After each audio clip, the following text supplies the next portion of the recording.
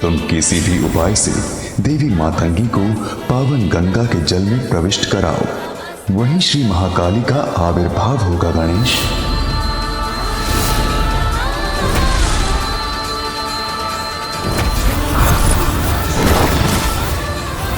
ये देवी तो श्री महाकाली नहीं, ये तो कोई और है।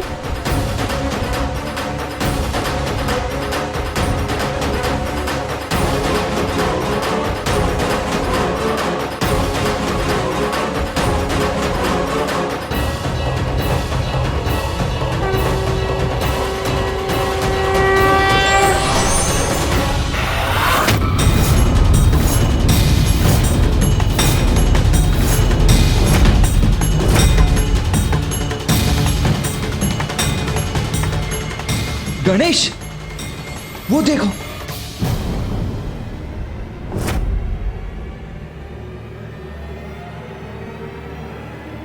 ये माता कहां अदृश्य हो गई?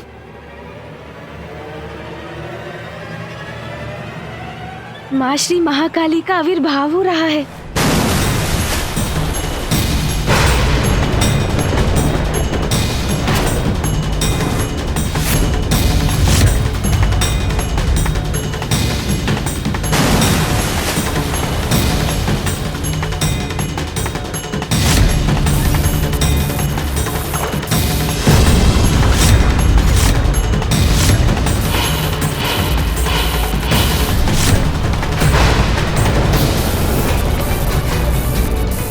का ये रूप और ये क्रोध मुझे भयभीत कर रहा है। माता ने ऐसा कठोर रूप क्यों धारण किया है?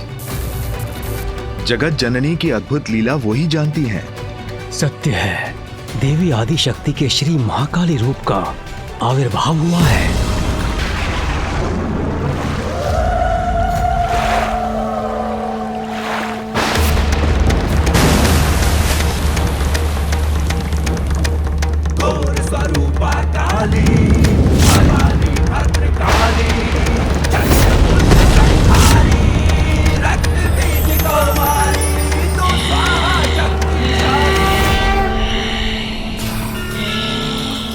माँ प्रणाम, प्रणाम श्री महाकाली।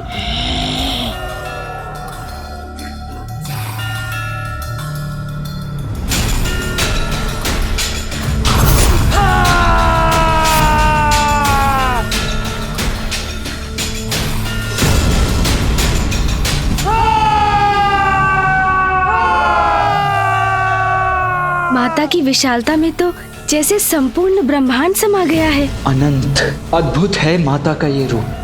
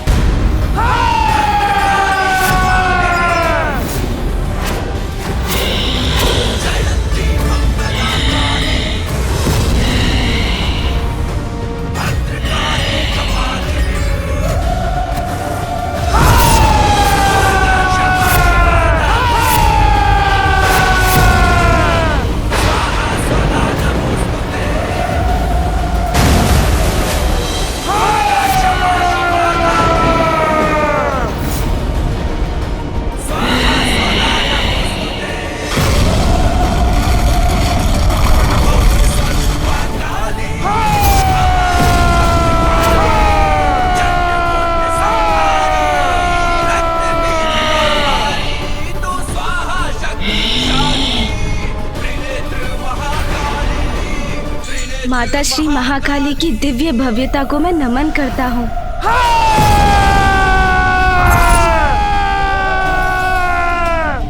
प्रतीत होता है माता अपने पूर्ण आवेश में। जय माता श्री महाकाली, आपके दर्शन पाकर हम धन्य हुए माता।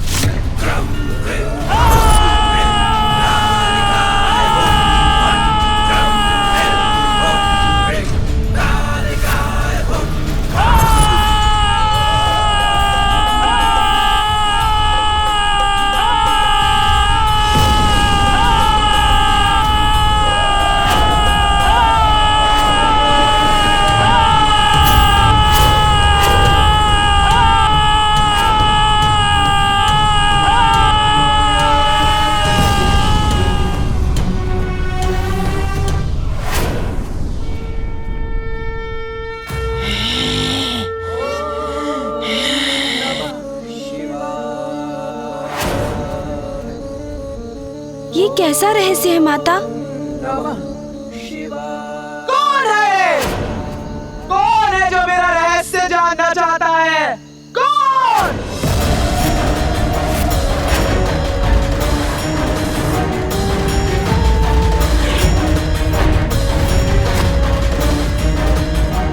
माँ का स्वर इतना कठोर क्यों है? श्री महाकाली के इतने कठोर वचन के पीछे अवश्य कोई कारण है। श्री महाकाली ने अपने वास्तविक स्वरूप में दर्शन दिया है। अवश्य ही कुछ घटित होने वाला है। तू जानना चाहता है? तू कौन जानना चाहता है? बोल, तू जानना चाहता है मेरा रहस्य? प्रणाम माता महाकाली। वो मैं इतनी देर से प्रार्थना कर रहा था। रहस्य जानना है, रहस्य जानना है, तो अब क्या हो गया? तेरे मुख से बोल किसने छीन लिए? बोल।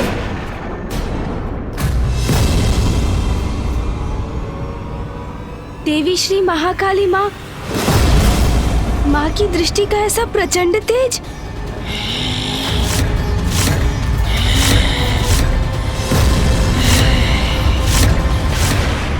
माँ के इस रूप के दर्शन के पीछे का कारण मुझे जानना ही होगा। माँ, हम सभी आपकी लीला समझना चाहते हैं, उसका रहस्य जानना चाहते हैं। माता, ये सब मेरा ही अपराध है। मैं ही इसका कारण हूँ माता।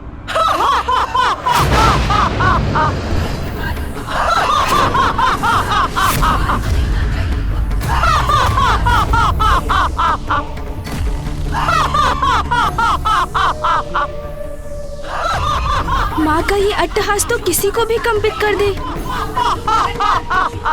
तू है उसका कारण। कौन है तू? मेरी इच्छा के बिना कुछ भी करने वाला। सारा संसार में जो भी होता है मेरी इच्छा के कारण होता है। साधारण सा कोमल सा पत्ता भी हिलता है तो वो भी मेरी इच्छा से। तूने श्राप दिया था रे, क्योंकि वो मेरी इच्छा थी।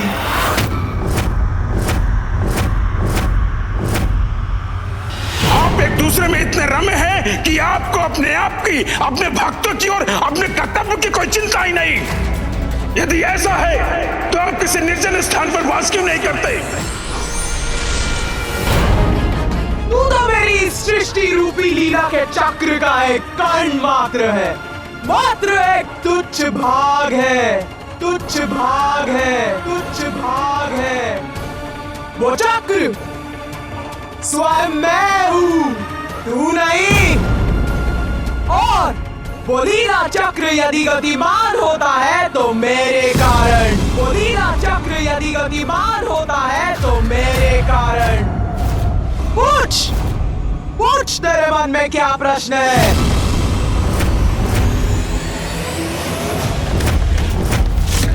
माता, आप माँ मातंगी के रूप में माँ गंगा में प्रविष्ट हुई और हमारी प्रार्थना सुन आपके पूर्व एक दिव्य श्वेत वर्णी देवी जल से बाहर आई। कौशिकी, कौशिकी थी वो। पवित्र श्वेत मौलिक वो बाहर आई और उसके श्वेत तत्व के बाहर आने के बाद गंगा की जलधारा में शेष था। स्याह, केवल स्याह? श्री महाकाली आप? हाँ, मेरी शक्ति जानना है क्या? जानना चाहता है वास्तव में मैं कौन हूँ? तो जान, संसार में ऐसा क्या है जो मैं नहीं। स्याह अंधकार अनंत होता है, जिसके आदि और अंत का किसी को ज्ञान नहीं। वही काल है और सभी उसी काल के बंदी हैं। और मैं हूँ उस काल की अधिष्ठात्री। मैं श्री महाकाली।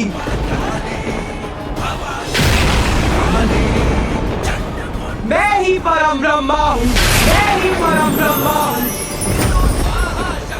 पराशक्ति हूँ मैं, पराशक्ति हूँ मैं, पराशक्ति हूँ मैं।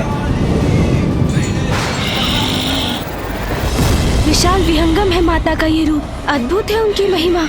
माता महाकाली, हम सभी नतमस्तक हैं आपके समक्ष।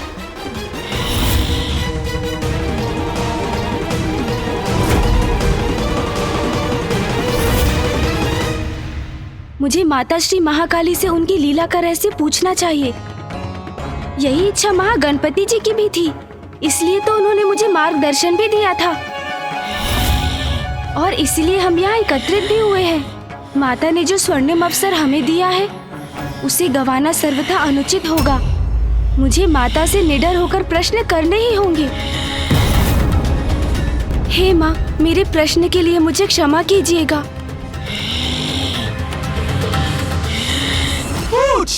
पूछ अपने प्रश्न पूछ।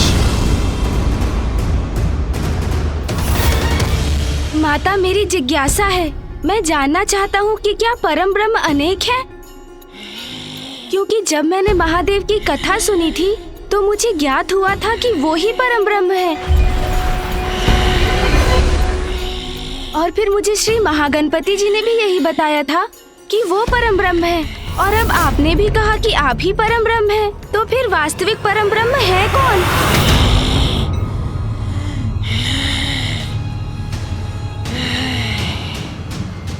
उत्तम, अति उत्तम प्रश्न पूछा है रे गणेश।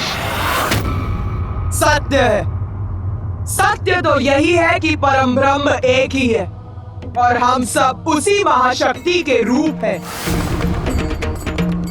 किंतु वो तो अव्यक्त है, निरंकार है, सर्वत्र व्याप्त।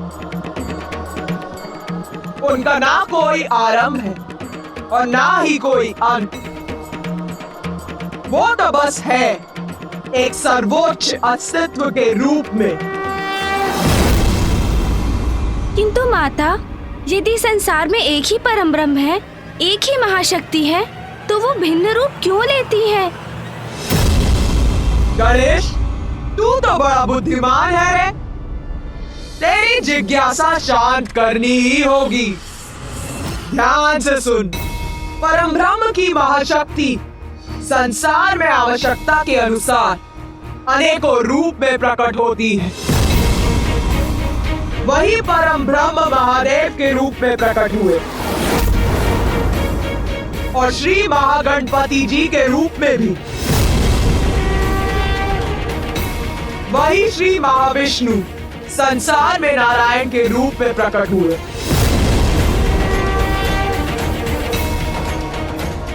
और उन्हीं परम ब्रह्म का एक रूप मैं भी हूँ।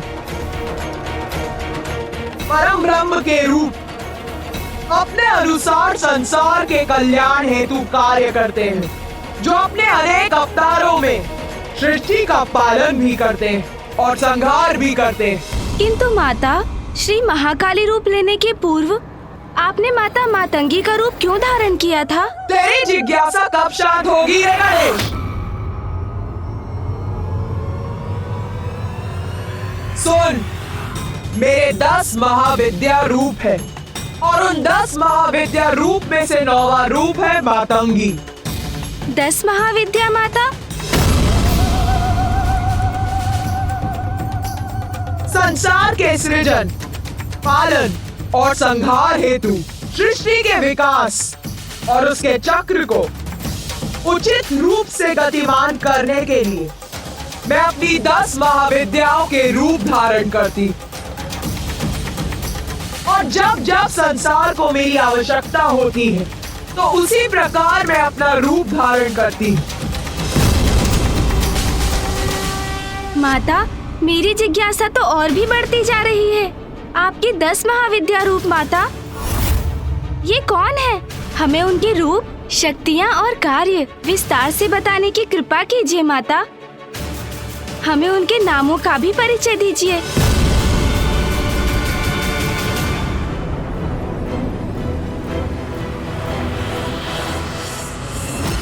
मेरी 10 महाविद्याओं के नाम है काली, तारा, पंचदशी, भुवनेश्वरी, भैरवी, भूपति, बगुला,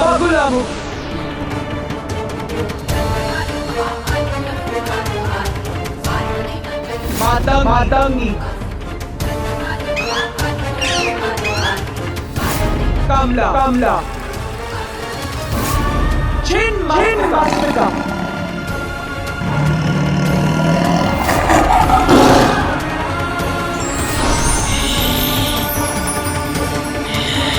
और मेरे प्रत्येक महाविद्या रूप में महादेव भिन्न रूप में मेरे साथ रहते, जैसे कि मेरे मातंगी रूप में वो मातंग के रूप में मेरे साथ रहते।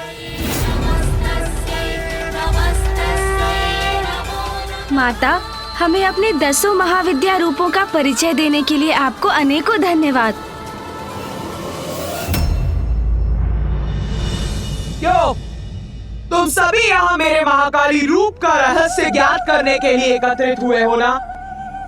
तो सुनो, अब मैं तुम्हें अपने महाविद्या रूप और मेरे उस रूप में महादेव कौन से रूप में होते हैं ये बताती हूँ।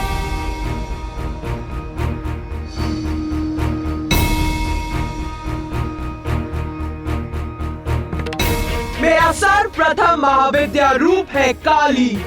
काली का उद्गम संसार में महादेव के साथ कैसे हुआ और काली रूप में महादेव ने कौन सा रूप धारण किया, सर्वप्रथम ये कथा सुनो।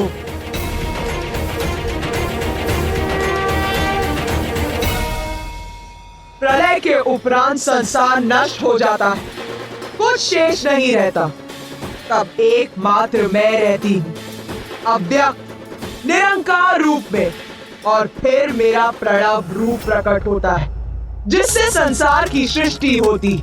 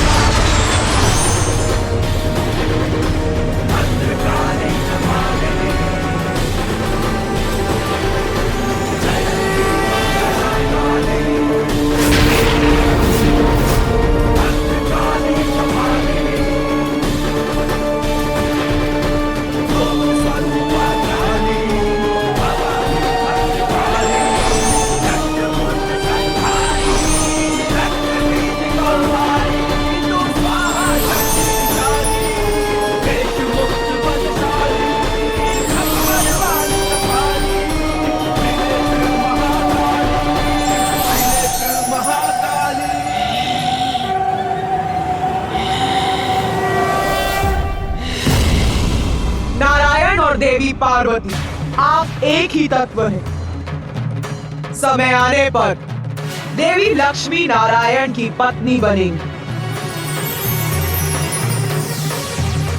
और देवी पार्वती महादेव की अर्धांगिनी। महादेव और देवी सरस्वती आप दोनों एक तत्व हैं। उचित समय आने पर देवी सरस्वती ब्रह्मदेव की पत्नी बनेंगी। आप सभी को अपने दायित्व, शक्ति और कार्य ज्ञात होंगे।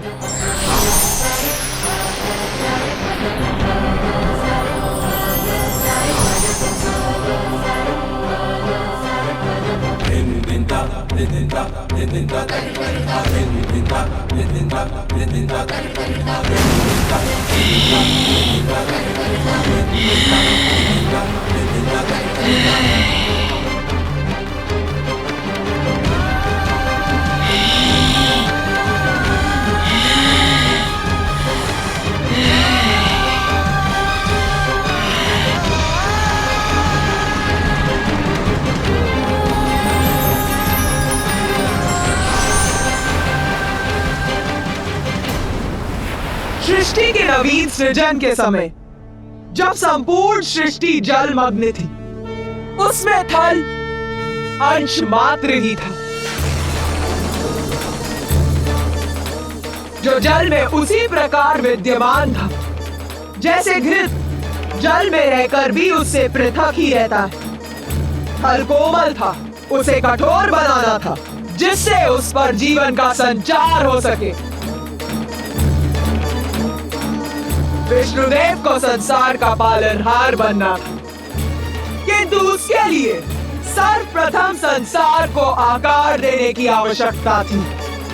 इसीलिए मैंने निर्णय लिया कि विष्णुदेव संसार की रचना में मेरे सहायक बनेंगे। सृष्टि के पालनहार? किंतु मामा जी तो गहन निद्रा में लीन थे। सत्य है, नारायण तामसी प्रभाव में आकर माया के वशीभूत थे, इसीलिए उन्हें निद्रा से जगाना अत्यंत महत्वपूर्ण था। और उन्हें जगाने के लिए मैंने अशांति उत्पन्न करने का निश्चय लिया। अशांति माता? हाँ, अशांति मधु और कैटब के रूप में।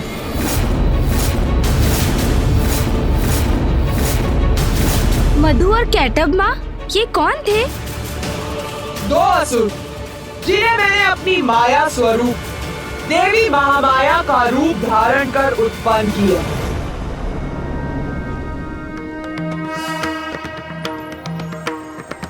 कृष्णाय गोविन्दाय गोपीजनवल्लभाय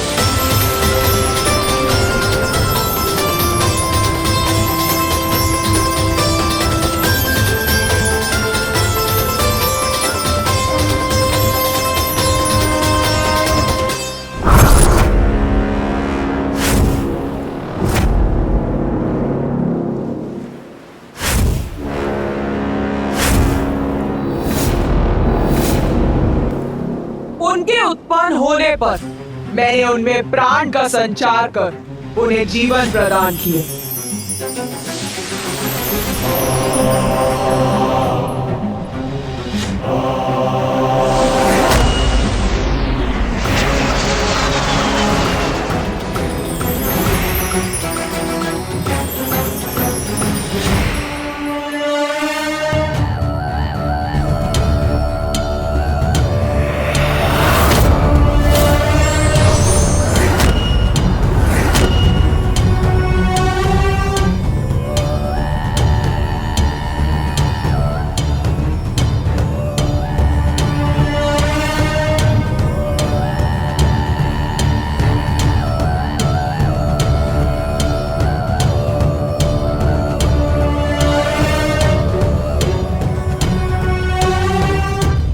ये क्या स्थान है?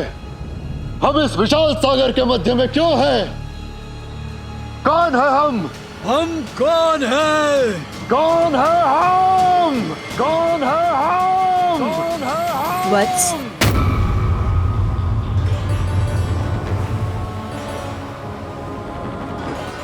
तुम दोनों हो मधु और कैटब।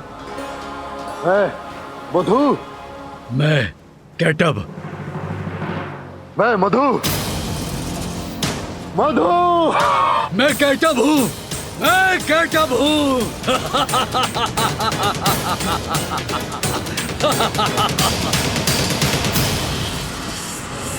किंतु तुम कौन हो देवी? मैं हूँ महामाया और तुम्हारा जन्म मेरी लीला से ही हुआ है।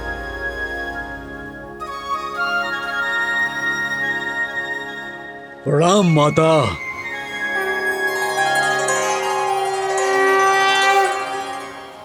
हमारे नामों के अतिरिक्त हमारा क्या परिचय है?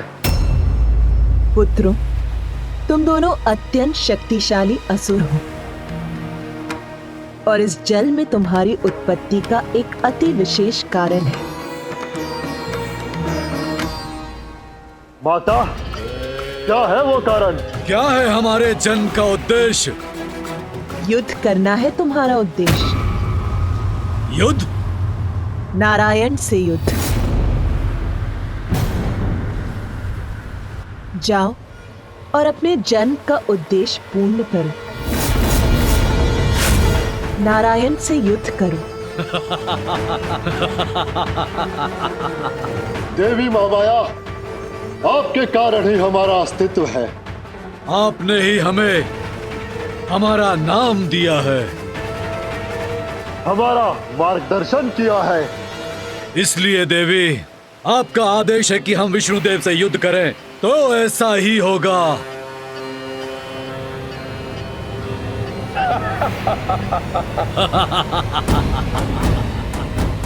प्रणाम माता।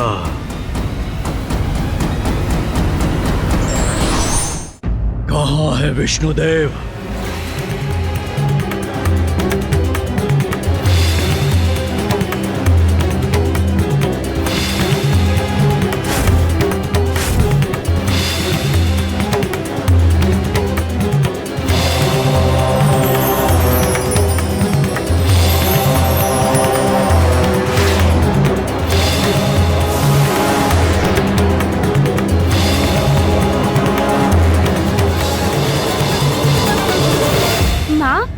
मधु और कैटब को मामा जी के साथ युद्ध करने का आदेश दे दिया।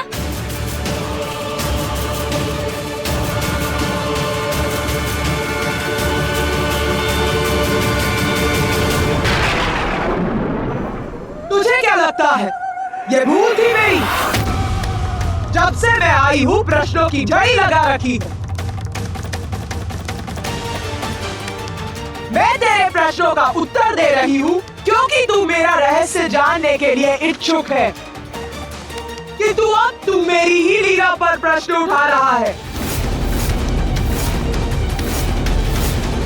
हाँ, भेजा मैंने उन दो असुरों को नारायण से युद्ध करने के लिए।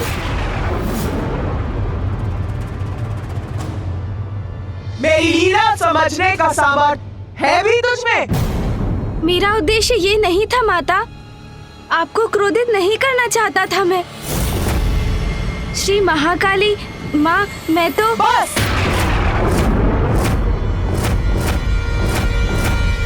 अब और कुछ नहीं। कौन होते हो तुम सभी मुझसे प्रश्न पे प्रश्न पूछने वाले? पराशक्ति हूँ मैं। बहुत हुई मेरी लीला की कथा। अब ना तो मुझे कुछ सुनना है और ना ही कुछ कहना।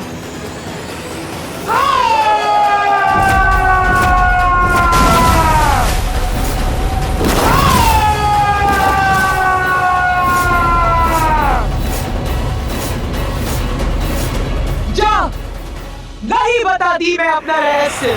ये क्या कर दिया मैंने? माँ श्री महाकाली माँ के कोप को जागृत कर उन्हें हमसे रुष्ट कर दिया।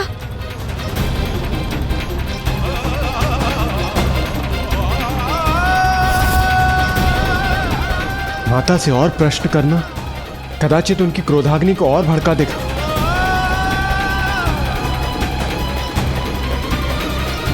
बस, बहुत हुआ। अब मैं यहाँ एक पल भी नहीं रुकूंगी।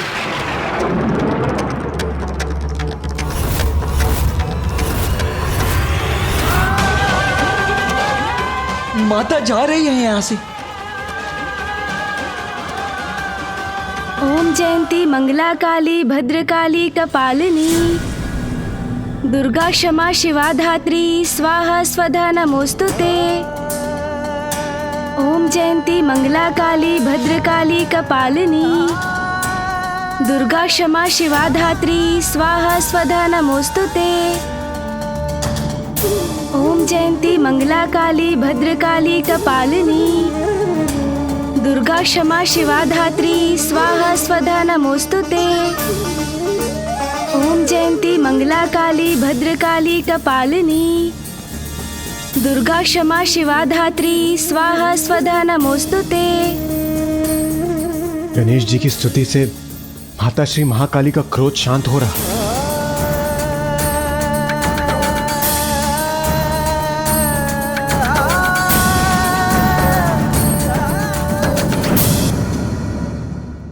माँ, माँ,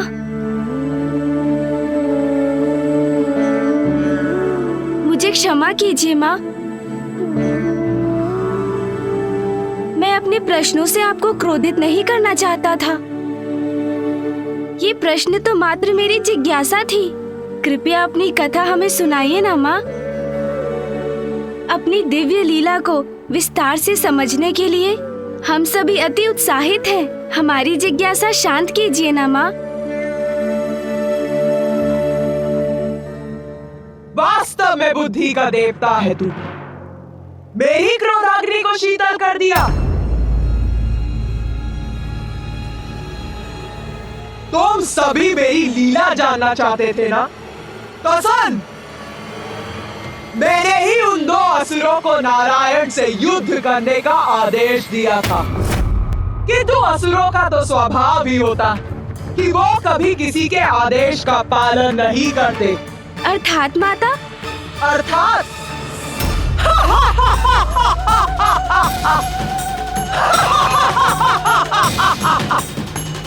नारायण तक पहुंचने से पूर्व मधु और कैटब की कुदृष्टि ब्रह्मदेव पर पड़ गई।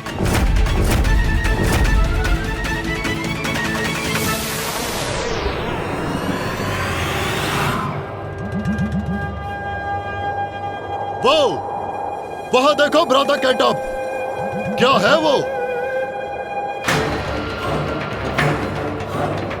उचित है मधु, देखता हूं, अभी देखता हूं।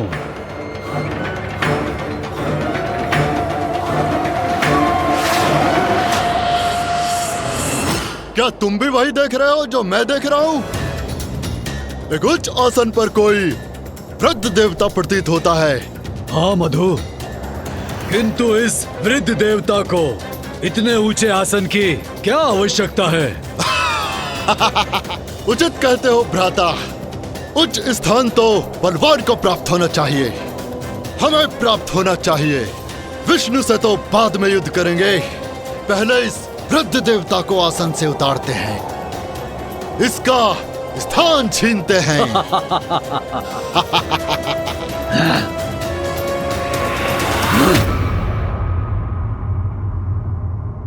हे वृद्ध देवता, सुनो! हे, सुनो!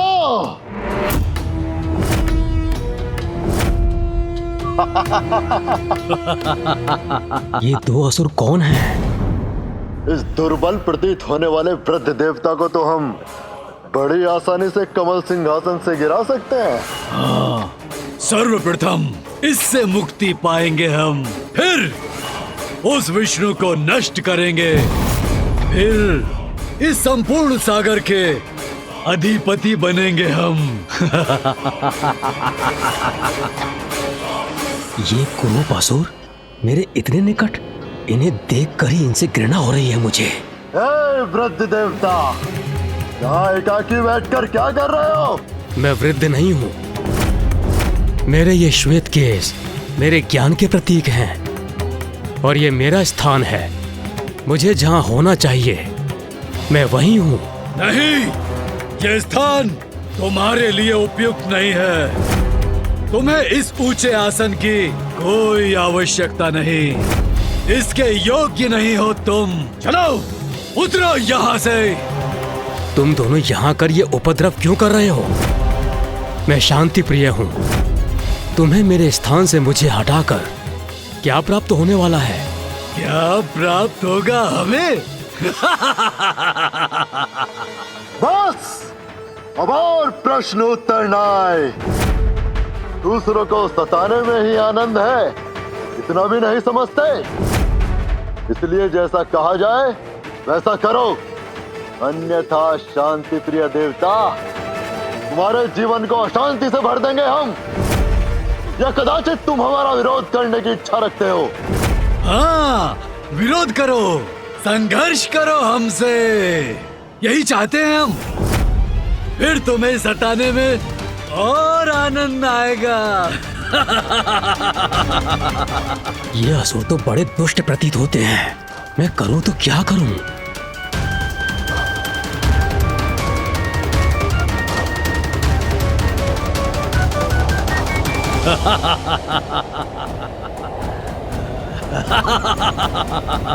प्रतीत होता है ये उद्दंड असुर थमने वाले नहीं।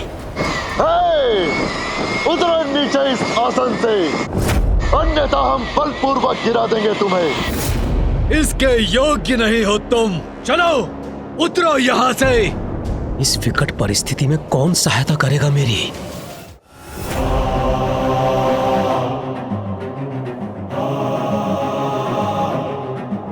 नारायण से सहायता की गुहार करता हूं। नारायण, नारायण, निद्रा त्यागिए, उठिए नारायण, नारायण, मेरी सहायता कीजिए। नारायण! विष्णु को निद्रा से जगाने में क्या लाभ? सर्वप्रथम हम तुमको यहाँ से हटाएंगे, फिर तुम्हारे आसन पर स्थित होकर नारायण को सताएंगे, युद्ध करेंगे, विष्णु को भी पराजित कर देंगे हम।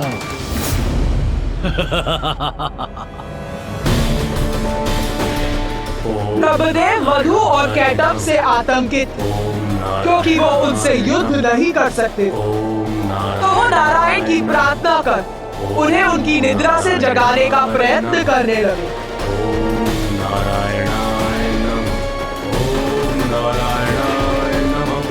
ओम नारायणाय नमः।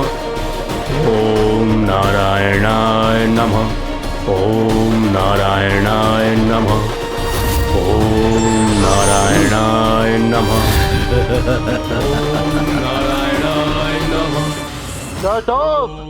वृद्ध देवता ऐसे नहीं उतरेगा। क्यों ना एक कार्य करें, इसके कमल की जड़ को ही विलक कर देते हैं। इसे गिरते देख बड़ा आनंद आएगा। अब न रहेगा आसन और न रहोगे तुम उस पर आसीन।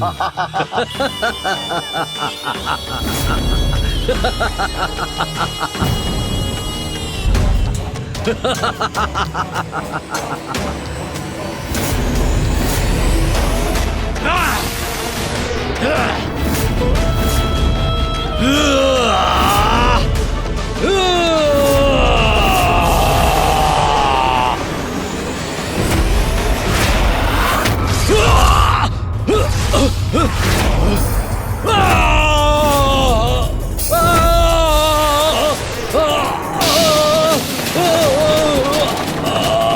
क्या हो रहा है? हमें आहत किसने किया? कौन है हमें नीचे गिराने वाला?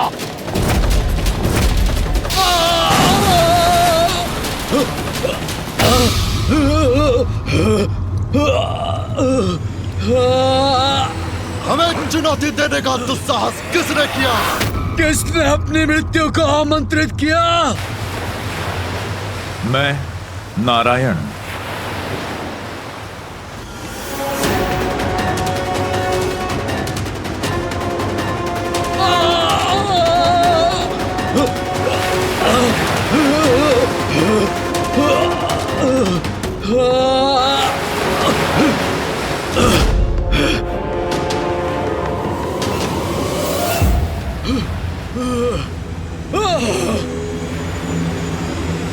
नारायण के कान की मैल से उत्पन्न हुए ये असुर कोई साधारण असुर नहीं थे और उनमें प्राण तो मैंने ही फूके थे, तो उनका अंत इतनी सरलता से कैसे हो सकता था? मैं चकित और विचलित इस बात से हूँ कि माता द्वारा उत्पन्न दो असुर उन श्री हरिनारायण विष्णु का सामना भला कैसे करेंगे, जो स्वयं जगत के पालनहार हैं।